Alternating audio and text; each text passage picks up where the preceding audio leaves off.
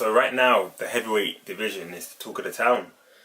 And rightly so, history kind of shows that it's always been about the heavyweight division. But next week for the IBF featherweight title, you got Josh Warrington versus Kid Galahad, which is live in Leeds. I think this is gonna be, a great fight. Both fighters are unbeaten, as they say in boxing. Somebody's O has got to go. I'm very, very excited about this fight. They've got a little Yorkshire derby going on. The build-up to it's been great. I'm more concerned about just their boxing ability. I've been watching a lot of Kid Galahad's fights. I haven't watched him as much as I have Josh Warrington, but I don't think Kid Galahad's going to be able to keep up with Josh Warrington's intensity. Right from round one, Josh Warrington is on your back. He's on your back. He's on the front foot. On your front foot, he's chasing you down, and I'm just not too sure if Kid Galahad's going to be able to keep up with that. He's a lot slower than he is. However, Kid Galahad does have a great left hand, and he has a good knockout ratio for the featherweight division. In the featherweight division, in the lower divisions, you don't get really as much knockouts as they do heavyweight, which is why heavyweight is, the main division. I think Josh Warrington's knockout ratio is like 21% when I looked on BoxRec, so it isn't great. So it's probably going to be one of those fights where it's going to go to 12 rounds, be a very, very, very technical fight. But yeah, I just don't see how Kid Galahad is going to keep up with his intensity for the full 12 rounds. If it does go that far. There's been a little bit of talk about Josh Warrington lacking motivation, but I don't really agree with that. It is only his second title defence. He took the belt off Lee Selby and then defended it once against Carl Frampton. Both fights were excellent fights. So yeah, and the fight is in Leeds. I don't know if Kid Galahad's going to be able to deal with the Leeds crowds. They are very, very hostile. Like I said before, Yorkshire derby. I'm just going to do a little preview about both fighters, talk you through exactly where I think the fight's going to go. So I've been trying to stay away from the build-up in this fight, just so I don't get caught up in being biased or anything. Like they say in boxing, it is 90% mental. But I'm more concerned about just their boxing ability with this one. Kid Galahad is trained by Dominic Ingle out of Sheffield. The son of boxing trainer and manager, the late great Brendan Eagle. But Dominic Ingle's had some great fighters under his belt. Nicola Adams, Ty Booth. I think he's had B.J. Saunders for a while as well, or for a couple of years. Kell Brook, obviously. And then now, he's training. Kid Galahad been training him since 2009. I think I saw actually an interview where Kid Galahad was just explaining how he got into boxing, how he had a chat with Nassim Ahmed. And what he told him was, if you are looking to be a world champion, you need to go to the gym in Sheffield. That's what he told him. And here we are now.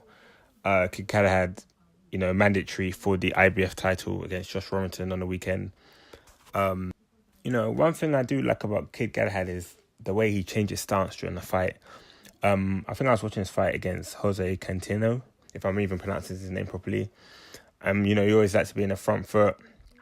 He would change his stance, so he'd be fighting originally at orthodox, and then during the fight he would then switch over and go to southpaw. It does. He has a very, very awkward style. That's the thing. He has an awkward style. I'm not sure if Josh Warrington has faced someone like Kid Galahad, someone that changes stance during the fight. He's got a great knockout ratio for the featherweight division. I think it's around 56%. Also has a excellent engine. Seems to keep up with the intensity during the fight. But then again, so does Josh Warrington. In his past two fights against Carl Frampton and Lee Selby, he was excellent in that fight. Absolutely excellent. From round one, he's on your case. He's chasing you down. He's letting you know you're there. Has great ring coverage as well. But I do think that Josh Warrington will be too much for Kid Galahad, just simply because of the intensity and the fact that the fight is in Leeds as well. Leeds does have a very hostile crowd. The previous two fights have been massive fights for Josh Warrington. Kid Galahad's previous two fights haven't been as big. I mean, he fought Brian Marina from Spain, whose record is pretty shocking. I think, according to Broxrex, has had 10 wins, 11 defeats, and past his past 10 fights have all been losses. So Josh Warrington has fought better people, or better fighters, I should say. Josh Warrington has faced better competitors. I just think it's going to be too much for Kid Galahad. I'm even thinking that he may stop him. He may stop Kid Galahad, because I just think the intensity and the fact that he's got the Leeds crowd on his back, it just might be a bit too much for him. If he does stop him, it may be from a body shot. But however, Josh Warrington, he does need to keep focus, and I don't think it's the